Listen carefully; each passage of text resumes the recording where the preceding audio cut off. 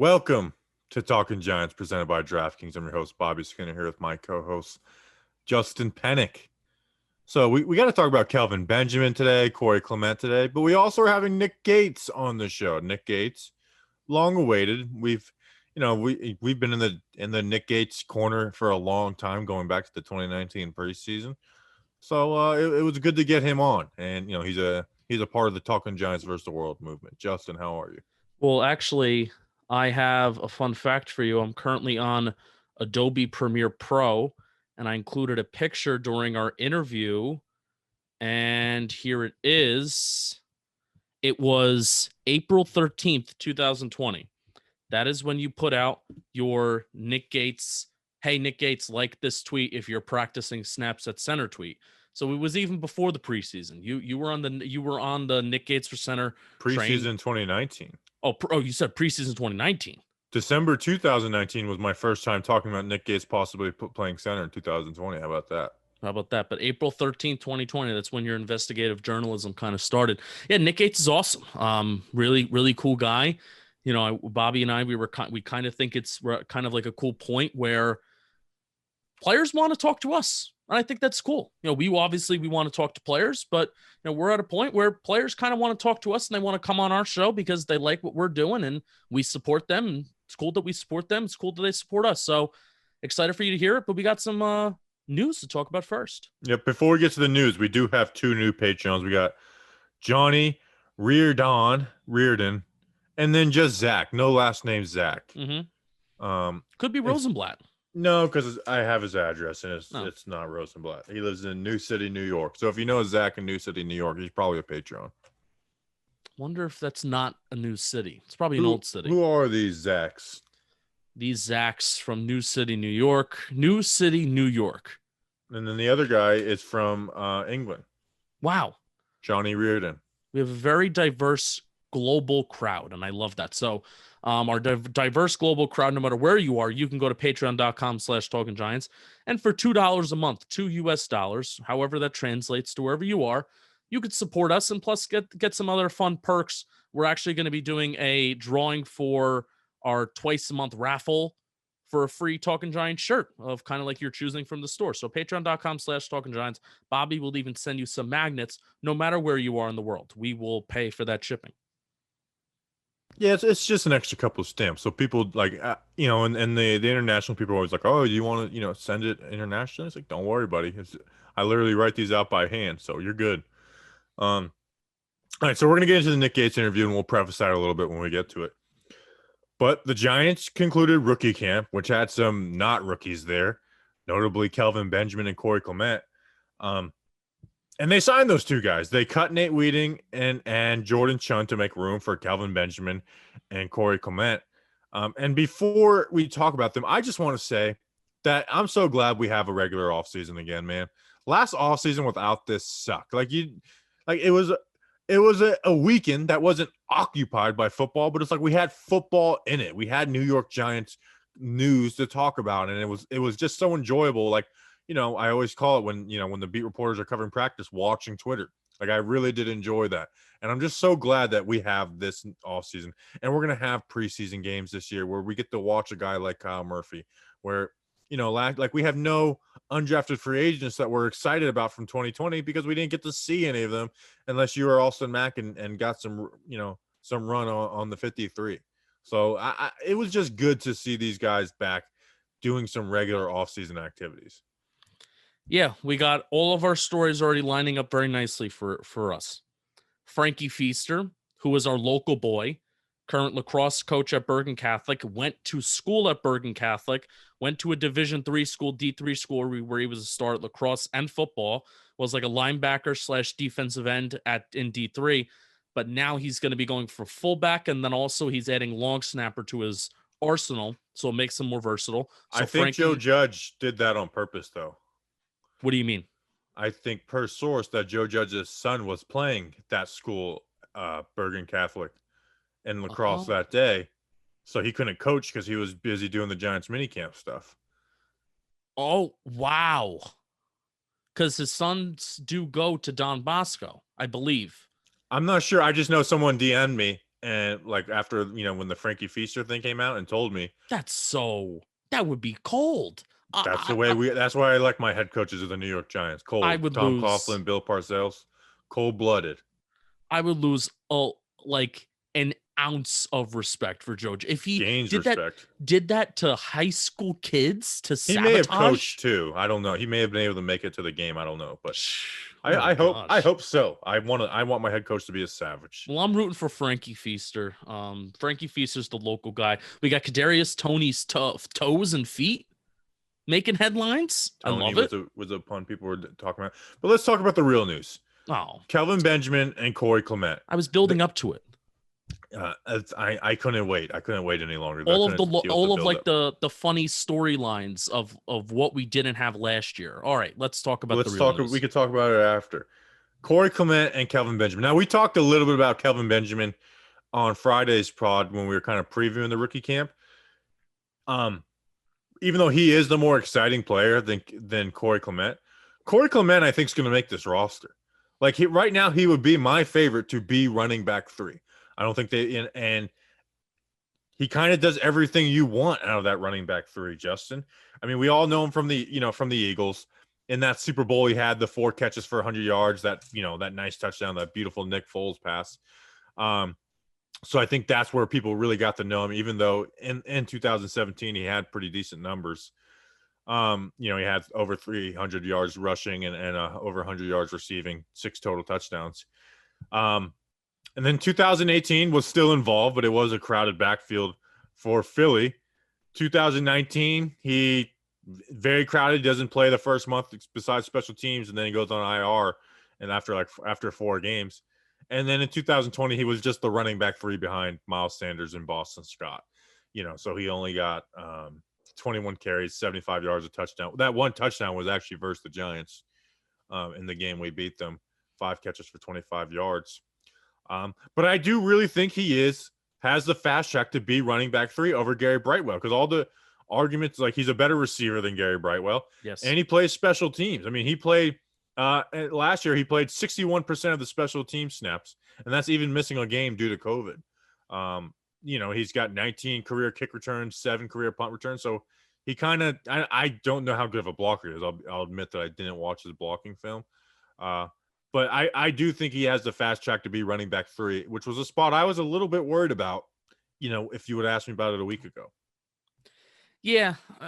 You can always make the argument that I think backup running back is a little over talked about often, because it's like, well, if Saquon Barkley goes down, then the formula for this team basically kind of goes down with it, which is the risk that you run with putting a lot in a running back. But running back 2 and running back 3 is important because we just don't know about Saquon Barkley. The Tisch family loves throwing a little gas in the fire this week, saying that Saquon Barkley may not be ready, even though that's not the full context of the quote. Saquon Barkley is going to be ready by That week was 1. such garbage by TMZ. That was TMZ like 101 right there. I love it. They asked someone who didn't know, and he's like, I don't know. I don't know if he's going to be. It has to be Tisch. It had to be Tisch, though. It was his son. It wasn't even Steve. It was his son, Jonathan. I mean, it was a joke. But anyways. Yeah, like you said, Bobby, he's logged 742 special team snaps in his career and in his 4-year career, and basically one of them, take 59 special team snaps out of there when he played 4 games in 2019 before he suffered that injury. So I think that's the most important part. It's not like we're bringing a running back 3. Bobby and I, we talked the pre-draft process. Well, let's just get like an exciting player in here. That's not how the Giants are going to view running back 3. It may kind of be a boring option, but somebody who they really need to rely on playing special teams. I think that's part of the reason why they just didn't like Wayne Gallman. This may even go back to Pat Shurmur. They just flat out sometimes didn't like Wayne Gallman because he didn't contribute anything on special teams. And he's a bad receiver and fumbles. And he's a bad receiver.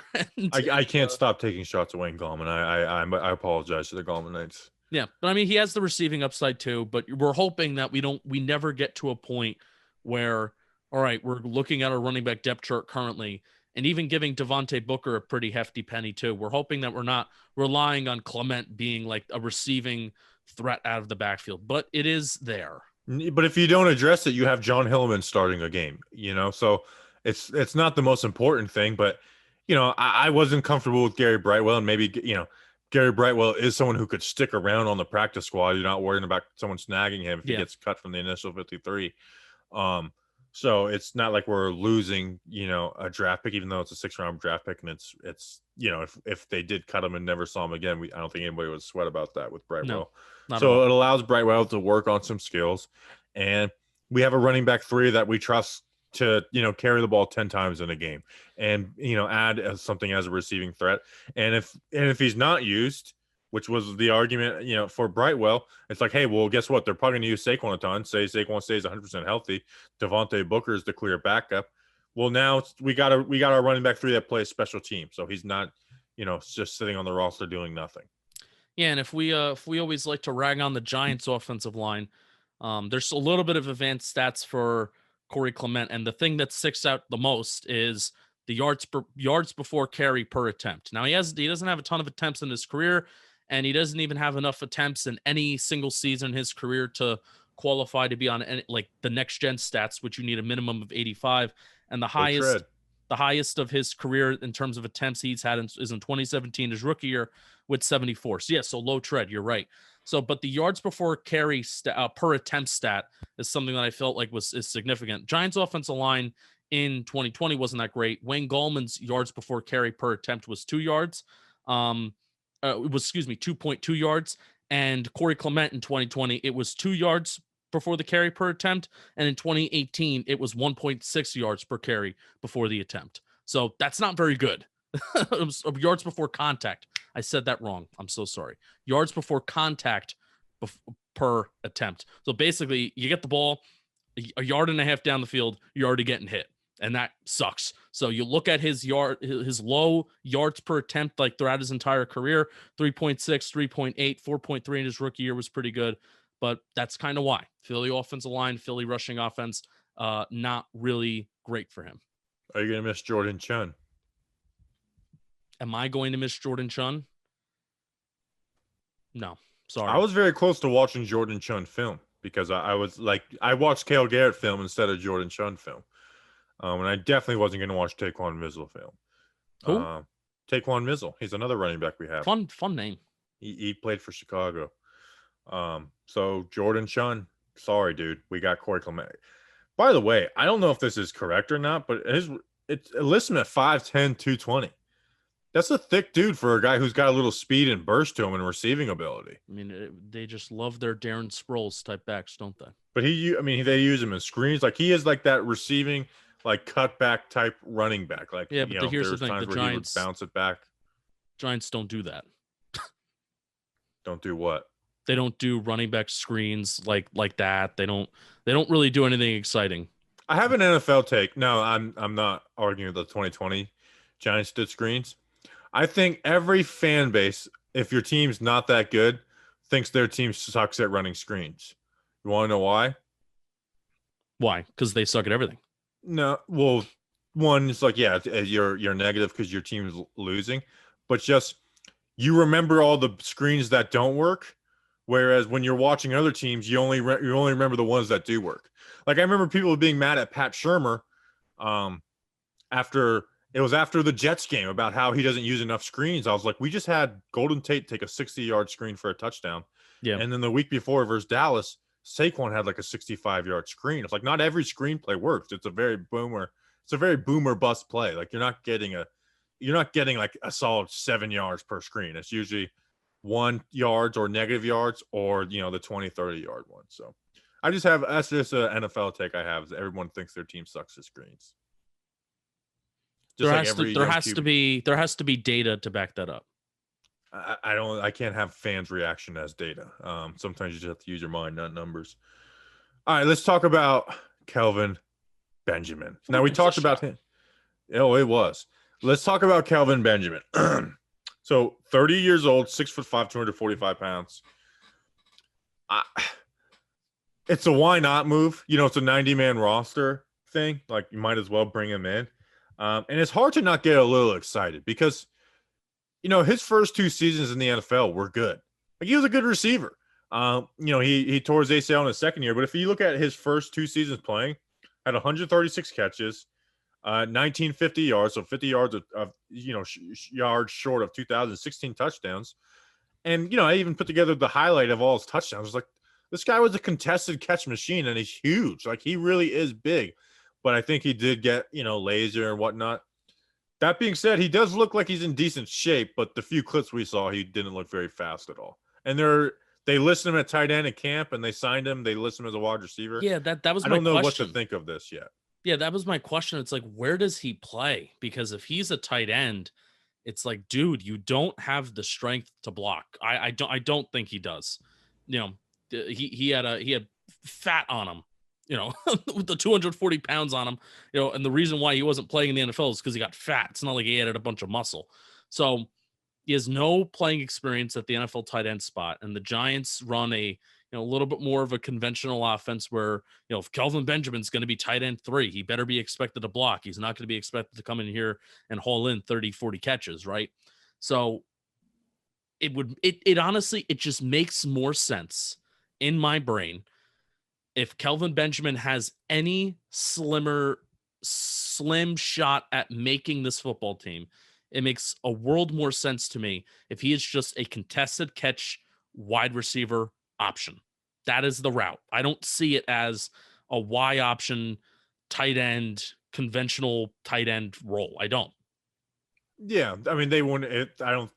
As much as we give Garrett flack, I don't think he would use him as like a conventional tight end. If they were to put him at tight end, I think it'd be like using him on crossers and you know, tight end fades. It's such a limited role though. Like Evan Ingram can do that. Well, I don't think, but they're not. I mean, Evan Ingram can't do it like Kelvin. Like Evan Ingram doesn't make contested catches. Yeah. Like there's sometimes he makes tough catches when they're put in his hands. Yeah. Evan Ingram runs a good straight line. Yeah. So, but I don't see him making the roster because let's go through it. Let's go through wide receiver. Galladay, Shepard, Slayton, and Tony, they're locks. So we don't see them keeping more than 6 receivers. I mean, they barely kept 5 at times last season. Yeah. I would say Ross is a very clear cut over Benjamin at this point. And I would say Pettis too, even though, you know, we're not like tied at the hip to Dante Pettis. I don't see him having any shot at the wide receiver spot. And then at tight end, Ingram and Rudolph are locks. And you can make the argument that, hey, we've been talking about keeping 4 tight ends. Why keep 4 tight ends? Well, maybe they do cut a Toilolo. Caden Smith is their third, and like, hey, we got Kelvin Benjamin. We'll use him in the red zone at times, and he does some stuff that other players can't do because he is like a contested catch like machine. It's kind of crazy. They did carry 4 tight ends last year, right? With Tomlinson? Yeah, Tomlinson was on the roster to start the season.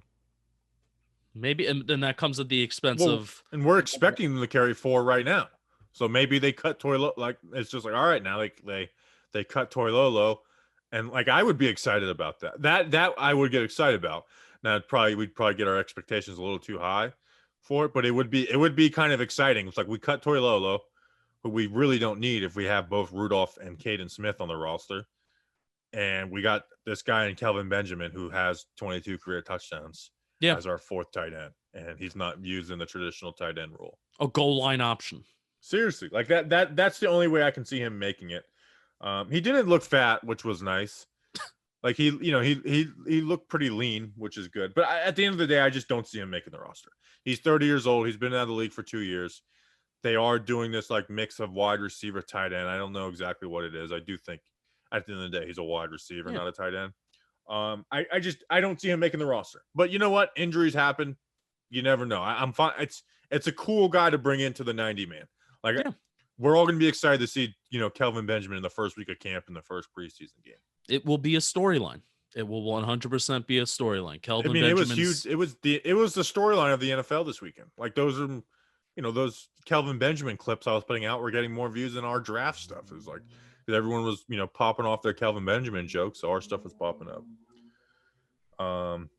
And you know the Popeyes biscuit joke got made a little overdone, but then I can't throw shade because we made the intro to our last podcast a Popeyes commercial. So yeah, I piled in on the easy joke. I can't throw shade at the masses on that one. I thought people were going to get confused, like we were partnering with Popeyes.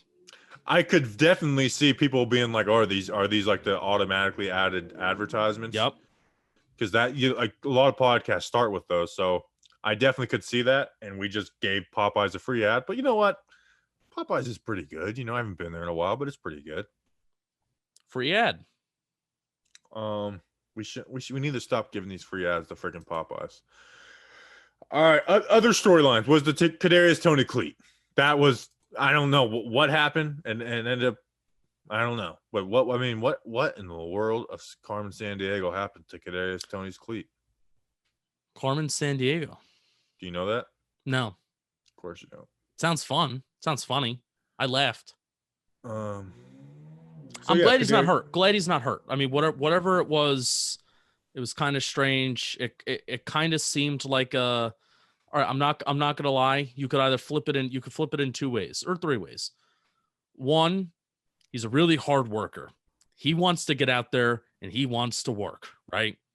Number 2, self-induced storyline. Dude, find a cleat. Let's not make a big deal out of this. Number 3, legitimately just couldn't find a cleat, and that was that. I mean, he's like Zion Williamson, just busting through shoes. Ben Mason totally screwed up his feet. It's, you know what, you're putting new cleats on. Sometimes you don't break them in the right way, and they screw up your feet. It's happened to all of us. So, geez, toes, kind of gross. I didn't really look. He is a very giggly interview. Did you if you watching the pressers, that's something I noticed with Kadarius is he is very always smiling, find something to giggle about in every question. Yeah, no, a part of me thinks that it was a little bit of self-induced. He wanted to go out there with only one shoe on. Let's not put that on him this quickly. I don't think that's bad. I'm not saying it will be spun. If you know what, it would be bad if Kadarius Tony was screwing up his cleats on purpose to. Well, I didn't say he screwed up his cleats on purpose. I just said that he went out there with one shoe. But he didn't go out there with one shoe. He went out there with 2, and then they were screwing up. It's not like he just walked out with one shoe and said, "Oh, damn, I forgot I missed my other shoe." That's my storyline. Already trying to run him out of town. His second and his third toes are the same size. No, I'm sorry. His second toe and it might even be the first 3 toes are the same size. It's kind of strange. I zoomed in. First round wide receivers now with Kelvin Benjamin, Kadarius Tony, and John Ross. It is his second toe and his big toe that are the same size. And also, I did enjoy the Giants. That's pretty common, honestly. It's common on me. It's something that Kadarius Tony and I have in common. I also did enjoy the Giants coaches just absolutely just beating the crap out of the wide receivers with the dummies and with the pads after they caught the ball. I enjoyed that. They were teaching them how to run mesh concepts. How about that? All right, Justin, speaking of basketball, it's playoff time. Big stakes, bigger promotions. It's time to hammer the over and score some cash. DraftKings Sportsbook is giving you a chance to lower the over-under on a featured playoff game. All players who place a bet on the featured basketball game will have a hand in lowering the over-under on the game. That's right. For every 1,500 players who bet the over-under on the select game, the over-under will drop by 1 point. Do we know what the select game is? I'm just confused on this transition. We never even mentioned basketball. We're mentioning it now. So go on DraftKings and find out, which I would assume it's maybe one of the play-in games. I would assume it's Warriors and Lakers. That would be a good one, but then you're having to wait till Wednesday night instead of Tuesday. And I am very excited for the NBA playoffs. Here, let me give you mid-ad quick thoughts on the NBA playoffs. The Sixers will probably sweep whoever is the 8th seed. The Nets, I want them to play the Wizards because I think they would actually be a tougher out than the Celtics. And that Russ versus KD storyline would be pretty cool. And I think they would make us play basketball. I do think the Heat are going to beat the Bucks. I don't think last year was a fluke. I do think that was real. The Heat have been hot. They were the one team I was really hoping not to play them in the first round. And then the Knicks Hawks, I'm very interested in that series. It's basically 2 opposite teams. The Hawks, since they fired their coach, they've been balling. The Knicks, they finished off their season strong. They have the number 1 defense. That's going to be I think that might be the most interesting series of the first round for the East. And then the West, don't trust the Clippers. I think the Jazz are going to make the NBA Finals. I do. I don't trust the Suns. It's just I haven't seen anything from them yet. It's been a cool regular season, but I just don't see it happening. The Lakers, I don't know. The Lakers, it's weird for them right now. Every better who hammers the over-under in featured game helps to lower the game's over-under. The best part is that even as the line lowers, the odds remain even money. That's right. You can double your money by hammering the over. DraftKings is safe, secure, and reliable, so you can deposit and withdraw your funds at your convenience. Download the top-rated DraftKings Sportsbook app now and use promo code JOHNBOY when you sign up to hammer the over. For every 1,500 people that bet the over-under in the featured game, the line will decrease by 1 point. Yes, this is your chance to improve the odds of the overhitting. So tell your friends and family. This is a team effort. Hammer the over and improve your odds of doubling your money. That's promo code JOHNBOY for a limited time only at DraftKings Sportsbook. Must be 21 or older. New Jersey, Indiana, or Pennsylvania only. Restrictions apply. Maximum $25 wager, one per customer. Offer ends 5/23/21. See DraftKings.com/sportsbook for details. Gambling problem? Call 1-800-GAMBLER or in Indiana 1-800-9-WITH-IT. The Nick Gates interview, pretty good. You know, these players are never going to open up like crazy, but I thought we had some interesting stuff in there. And then he tweeted out "Talking Giants versus the world," which was a very cool moment. That felt cool. You know, it's just kind of funny. So now my new goal is to get as many players to tweet it now that Nick Gates did it, being like, look at all the interaction Nick Gates got on his tweet. It might have been his most liked tweet he ever put out. So, come on, Kadarius Tony, tweet out "Talking Giants versus the world," my man. You will. Let me put it this way: you won't regret it. You're not going to regret it. People will love it. It was pretty cool. Come on, young Joker. Young Jocka.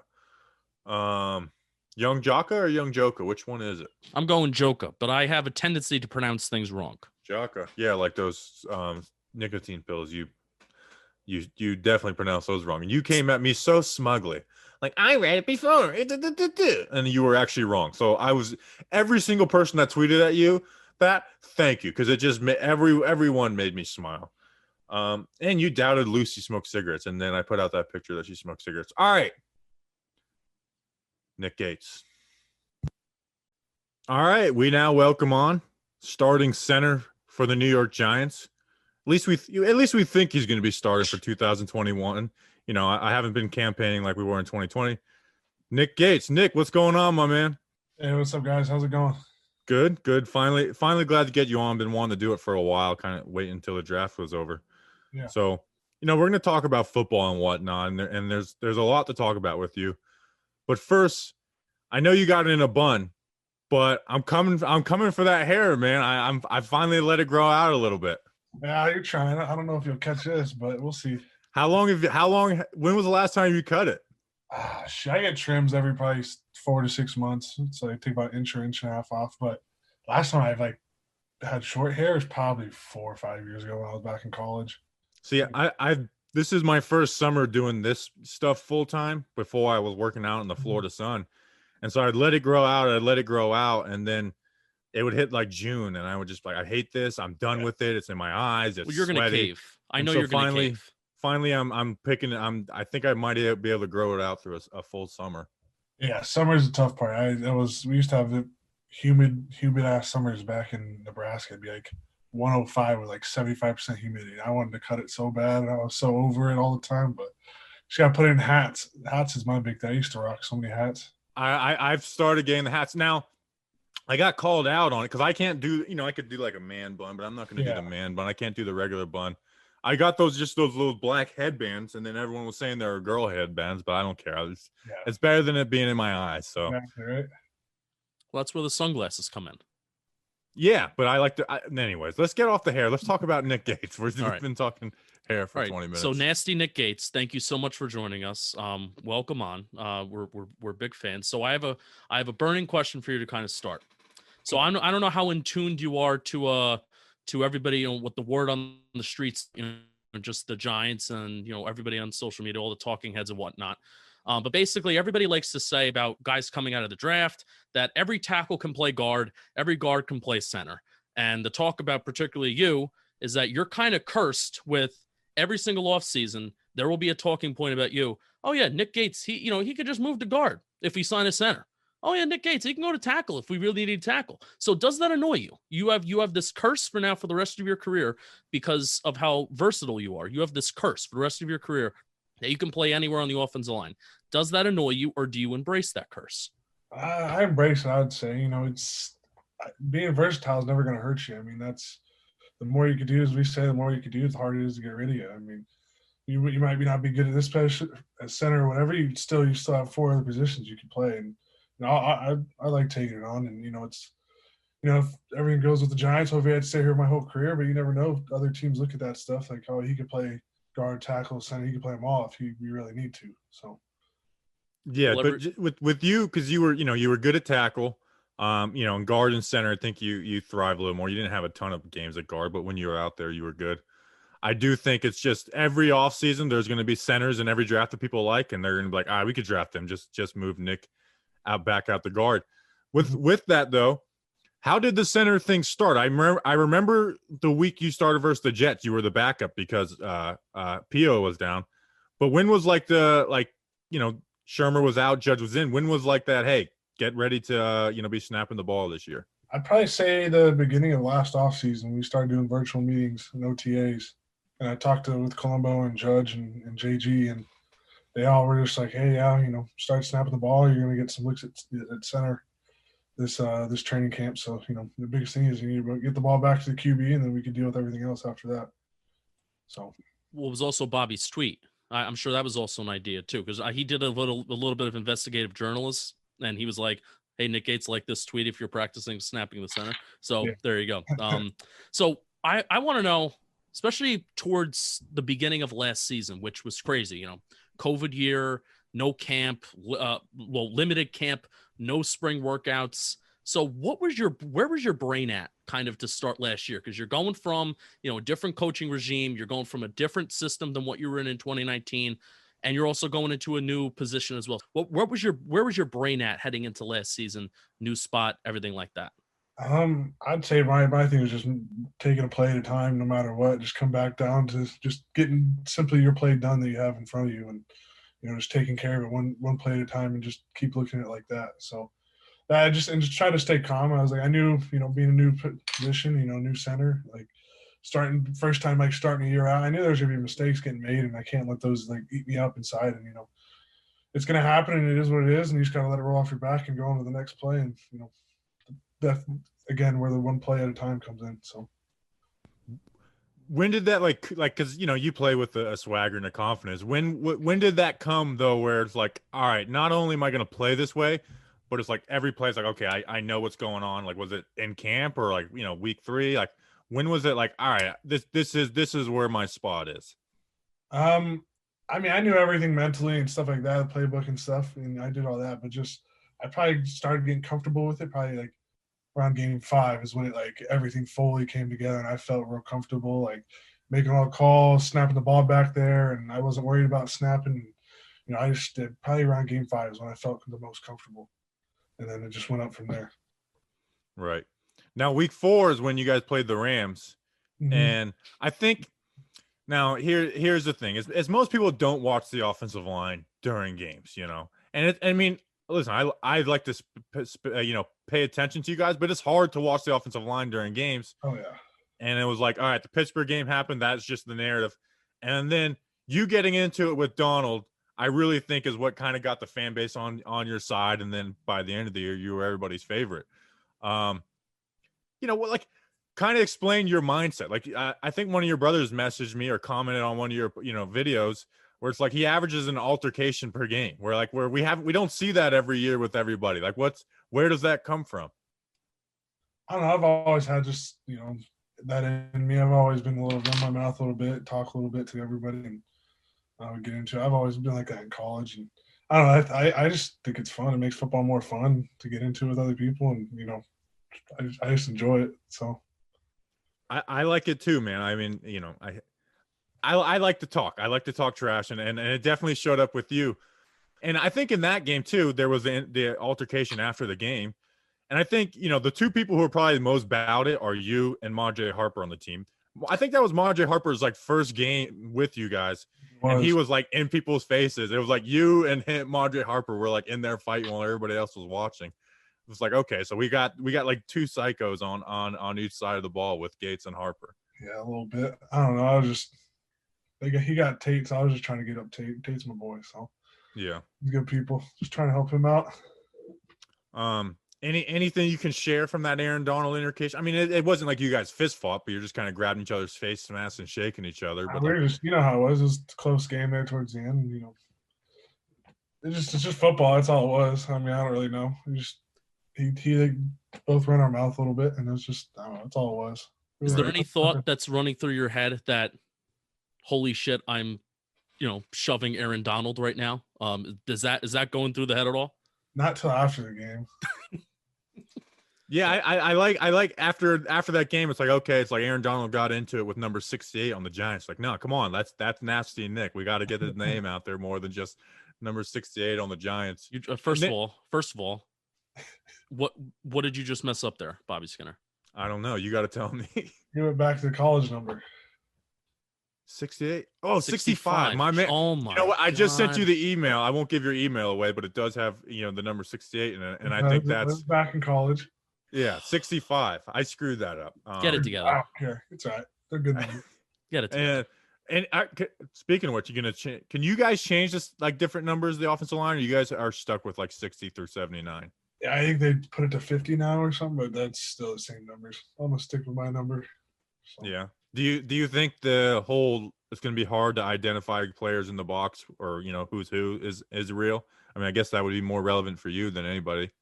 No, not really. I mean, you know the number and you know who the player is and what position they play. Yeah. So Tom Brady, when he said that, was full of crap, basically. Oh, yes. I didn't know he said anything. Oh yeah. Well, yeah, don't try and get the clip. Nick Gates says Tom Brady's full of, no. We love headlines, but we don't want to get those type of headlines. I'm saying it. I mean, it might be a little bit, but I don't know. I usually just try to memorize like the number associated with the player. Didn't Judge make you practice? Like, this was like early camp, I think. Didn't he make you all practice like with the defense where you didn't even have like numbers or names on the back of the jersey? Did that happen early in the summer? Shoot, I can't even remember. I think it was no names. It might have been the no names. Yeah. They wanted to stir them or something. I don't remember. I can't recall. We're talking about Judge. Obviously I don't need you to go into any detail.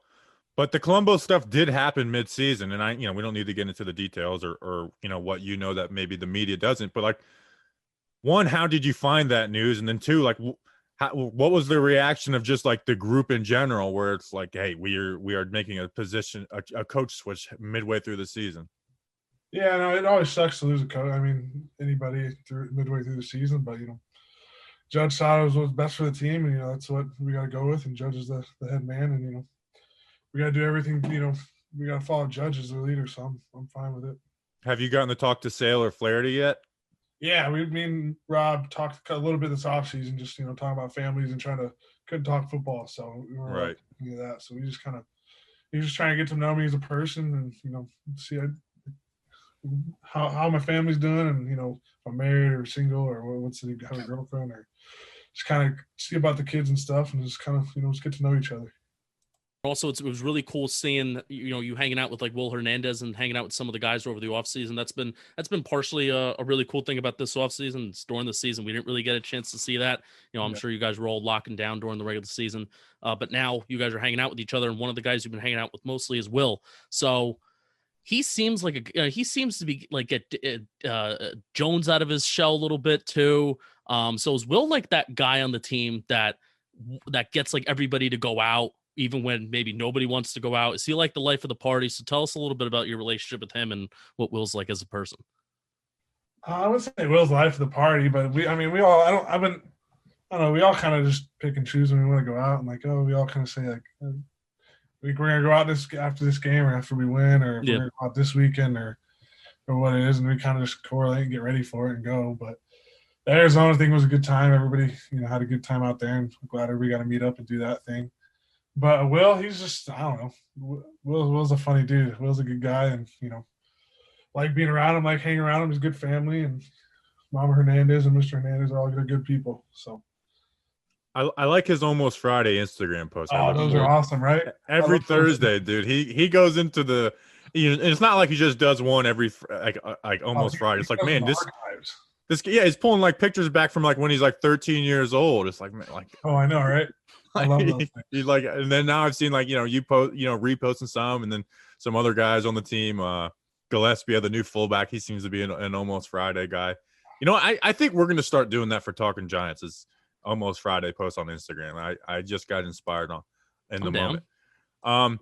But you did spend time in Arizona, which was pretty cool to see, the QB, that happens every single year. I mean, it even happened last year.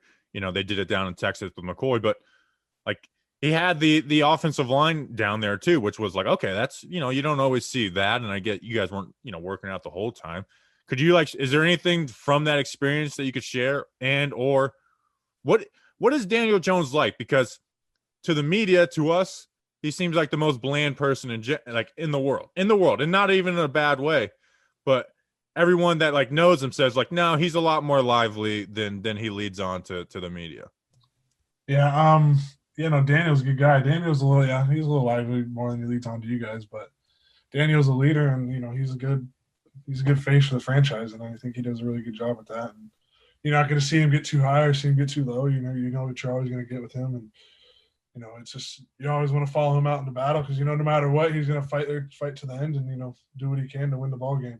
Yeah, it's impressive the way he handles himself, one on the field. Like in that Arizona game, it's like, dude, the line of hand is like he was on 2 bad legs after he got that ankle injury in the second quarter. And it's like, and I remember going through the film and being like, why didn't he pull the trigger here in the fourth quarter? And it's like, well, the dude had no legs. That is starting to make a little more sense right now. He was also sacked about 5 times at that point. So yeah, you know what? I will say though, in those games where you guys gave up more than the average sacks, a lot of times those were the running backs and tight ends. So it just kind of gets all on you guys. I'm not going to throw anybody under the bus. We're saying it, not you. So it's like, you know what, you guys get the heat for that, and it's like, man, I saw so and so was the one who whiffed on that one while everybody up front did their job. Okay. Now you guys are bringing basically everyone back. Zeitler left, obviously, and now Solder's returning. Yeah. This is where I'll try and get some information out of you. Who's playing left guard and who's playing right guard? Because Will and Shane, that's the only position they've played from college all the way to the NFL, besides 10 reps in a game last year. Are those guys both just cross training, or do they kind of have an inkling of who's going to play where to start out? To be honest with you, I'm being honest, I have no clue. Rob's good about asking them both questions at left and right guard. He kind of, tell them to cross train and stuff like that. But the majority, I don't really know. Like Judge says all the time, there's not a set starter, except for the couple that are going into camp. So right, I got to go in there looking to get my job and keep in mind and not getting complacent. So yeah, Shane's got really good hair too. Who has the longer hair, you or Shane? His is, I'll tell you, his is better. His is thicker and longer. I'm losing mine a little bit. It's starting to go. So time might be coming here soon, but I don't know. Stop wearing the hats. I don't even know if that's real. The whole hats make you go bald thing, but I've just always believed it. Yeah, right. So yes, Shane. How old are you? What, like 25? 25, yeah. Shane's 22. So yeah, okay. Now this is what I've been dying to ask you since the season went over. Every offensive lineman, they dream about maybe scoring a touchdown one day, whether it's through a trick play, through its recovering a fumble, and you have those celebrations. I remember telling my coach in high school that hey, if I ever score a touchdown, I'm getting a 15-yard penalty. I just hope we're on that same, you can't be mad at me. I'm getting a 15-yard penalty. One, you had to have thought all week for Cleveland, I'm scoring a touchdown this week. I'm scoring a touchdown this week. And as soon as you guys installed that.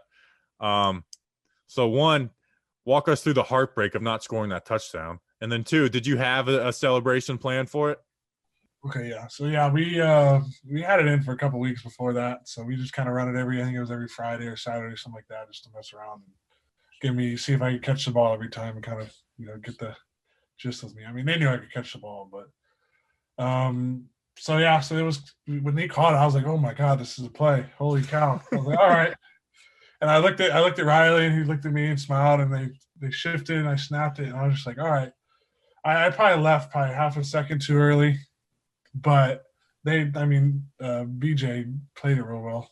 He just sat there and played it perfectly and saw me leak late and then just picked me up. But you guys aren't reading, social media comments and stuff. But my favorite was like Gano was wide open on the slant in the zone. It's like that. I guarantee you that they didn't want Riley Dixon going through progressions. going it was through like either progressions. this works or they cover it. Exactly. There's no in between there. Exactly. And we ran it on our defense before they even knew about it, and it skunked them. They had no clue. I caught the ball every turn. Like, what the hell are you doing with the ball? I know. It's like you expect some type of trickery, but not the center catching it. I didn't even know the center could catch a pass. I know you can report ineligible and stuff, but it was weird. But did you have a touchdown celebration planned? I think I can't remember. I think there was a couple, but this is the only one I remember. I was thinking I was going to shock a beer, like fake pass out beers to like Riley and Gano and like a couple of guys, and we were going to shock them, like fake shocking them. But there's a few ones. I always said if I was on the road, I would squat down and take a dump with the football if I did it. And then I also thought just chucking the football as far as you can to the stands is I also thought about doing that, but I'm like, if I do that, I want the ball. Like if I score a touchdown, my only touchdown, I want the damn ball. So knowing Cleveland fans, they might have thrown it back. So you might, but that is true. You can't get rid of that touchdown ball. So, I mean, my heart, one, I'm a Giants fan, so I wanted them to score, but my heart broke. It's like, dude, that's every offensive lineman just thinks about that. I won't ever get another opportunity, but it is what it is. Well, and I remember AT got the 2-point conversion in Dallas, and I remember a clip came out that week of you guys catching passes, and you're 0-3 or 0-4 at the time. And I remember people were like, "This Judge guy doesn't know what he's doing. How about these guys block, not catch?" And it's like, well, look what happened. They actually were doing that for a reason, so it ended up working out. Versatility. Yeah. The more you can do, right? The more you can do. Yeah, not like Andrew Thomas. If things don't go well, it's like, hey, look, put me at tight end. Yeah. So, well, let's go back to the early part of your journey too, because I think we've talked so much about 2020 that's like we forgot. One, you're an undrafted free agent, so the odds are already bad, and then you missed the whole first year. I mean, like, did you think like this? When you had that injury, that like, oh, this is probably it. Like I'll keep in shape and stuff, but like this, my chance is done. Yeah, no, I mean, going on draft. So first of all, I thought I was going to get drafted, and go through that and that feeling of going to the draft undrafted was bad. So I didn't like it. So going undrafted, I felt like I had something to prove, and I even left early too. So I had felt like I had something even more to prove after leaving school early and going undrafted, and then. I just got injured, and I thought it was after that. I thought I was done. I was like, oh, I'm getting injured. They're just gonna, give me injury settlement and tell me to get on my way. Just because usually that's what happens undrafted free agents. You get hurt your first camp, and I don't know. I guess they liked me or something. Thought to give me another chance, and they're like, all right, kind of take this year as a redshirt year, and learn the playbook, get bigger, get stronger, just get better, like healthy, and that's kind of what I went about it and looked at it like. So it was I think it was a good year for me. I could. Get in there and learn like the insides and out of kind of how the league works, and just how it is a business, and it isn't just football and having fun anymore. So I'm a big fan of preseason football, and I want to see if you can validate my opinion. It seemed to us from the outside looking in that you were not originally scheduled to be part of that like O-line group that was going to make the 53, but then injuries kind of happened in camp, and then you played well in preseason. Did you move up the depth chart with that, or was that kind of like, you just kind of were always where you were? Say it again. And you mean the preseason and stuff? In the 2019 preseason, because it was that's where you first caught our eyes. Like, man, this Nick Gates guy, like he could be the swing tackle, and then you come in and play well. But like, did you move up in like the ranks throughout that preseason? Kind of, not really. They kind of that year. I think they just ran with the twos the whole time and. Was just doing that, and I had good practices. I practiced real well, and the coaches liked that, and I just they had confidence in me because they knew I could play tackle too, or they didn't know I could play tackle until I think it was Wheeler got hurt, and so they I was like, I played tackle, right? And I could play it if I have to. And they're like, all right, yeah, I guess, and let me go out there, take a couple reps, and they're like, all right, he still has a set, and they're like, all right, let's try him in the preseason game. So I didn't do bad. I didn't do great, but I didn't do bad in that, and that's kind of how that all worked out. Yeah, I mean, I mean, I like I said, I'm a preseason nut. One, because I like to learn about players like you that, like, like Kyle Murphy's on your team, and he made the 53 towards the end of the season. And I think he might have some potential, but it's like I've never seen him play in the NFL. So I do think preseason adds some value. And like you mentioned, like it seemed like Chad, going into camp was slated ahead of you at tackle, and then he, missed some games, preseason games, and then you came in and played well. So, that was cool. That's when you first kind of got on our radar. So yeah.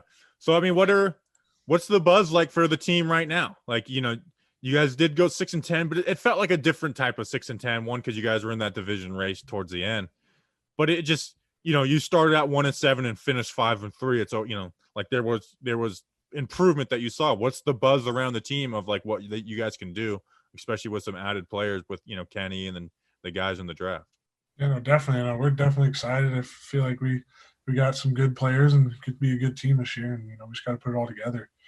I feel like last year we didn't have complete games. The defense either played good and then the offense played bad, or defense and the special teams played good. And there was never, it seemed like we could all click all three.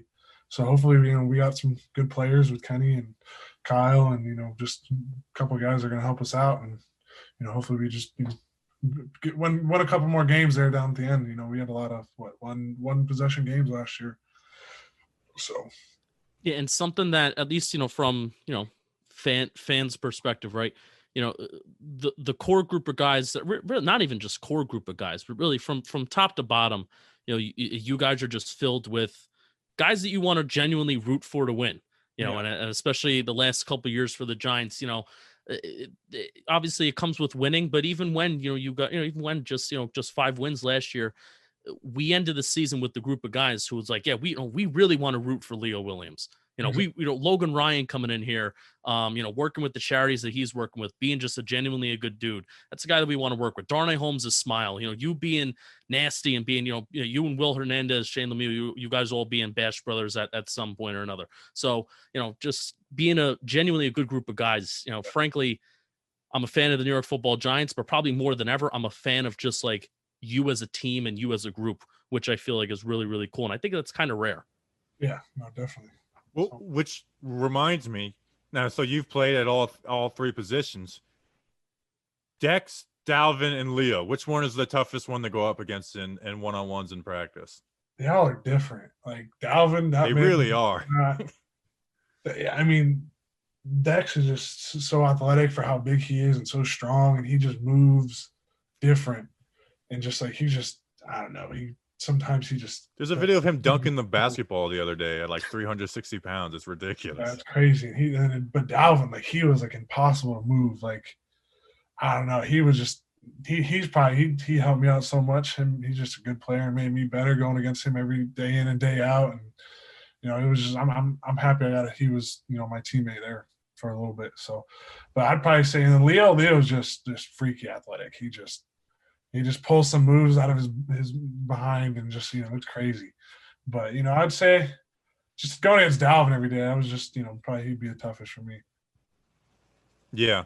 And, again, I watched the film. It's like, from the outside looking in, part of me is like, man, I'm you did well against nose tackles, but it's like, it's nice that, we have Dalvin on our side, Exactly. Obviously it's like, man, I wonder what it would be like going up against Dalvin every single week, where it's like, we see him. Like you don't see nose tackles blow up centers like the way he does it and does it in different ways, Crazy, yeah. I looked at our schedule. I was like, we don't have the Vikings this year, thank goodness. I know. All my favorite. I was a big Ryan Connolly fan, obviously he left. And they've got some guys I like over there on that Minnesota defense. So talking Giants versus the world. Nick, man, I really do appreciate you giving us some time. It's a long time coming. Looking forward to seeing you guys get out there, improve and get better, and good luck on this upcoming season. I appreciate you guys. You guys have always been in my corner. So if I have always been in my corner. So hey, I'd come out here and hang out with you guys for a little bit. So I appreciate you guys. And you guys are my older brother Matt's favorite thing. Like good. You know what? We're not in your corner for no reason, man. You showed out every chance you got. I appreciate it. When that game against the Jets, you're the best offensive lineman out there. So we're in your corner because you do a good job, man. Appreciate you. Well, thank you guys. Appreciate you. All right. Thank you so much to Nick Gates for coming on to the show. Talking Giants versus the world. Big tweet, big moment for us. And Bobby, we have yet another pubic service announcement from Manscaped. It's the news that we've all been waiting for, but also we've been telling you the last couple of weeks here on Talking Giants about the Lawnmower 4.0.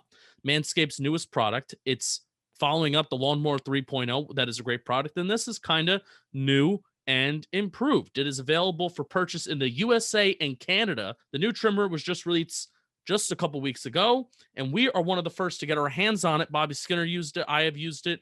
We absolutely love it. If you go to manscaped.com, use the promo code GIANTS, you get 20% off and free shipping. Join over 2 million men worldwide who trust Manscaped with that exclusive offer. So what makes this trimmer different than any other trimmers, Bobby? New function, multi-function on-off switch. It can engage in a travel lock created for people who like to travel as well. The Lawnmower 4.0 gives you the ability to turn 4000K LED spotlight on and off when you need it for a more precise shave. The new trimmer even allows you to customize your trim all over through additional guard lengths with sizes 1 through 4. And looks-wise, we know it's got the matte paint. It's got a gloss finish, even features a stamped black chrome Manscaped logo, and show that mower off loud and proud. It's also waterproof. You can groom in the shower, not have to worry about making a mess on the bathroom floor. It's wireless charging. Lawnmower 4.0's new wireless charging system uses electromagnetic induction, which can help battery last longer. So again, go to manscaped.com, use promo code GIANTS, get 20% off of your order, and get free shipping. Thank you, Manscaped, Lawnmower 4.0, and thank you, Nick Gates. Thank you, Nick Gates.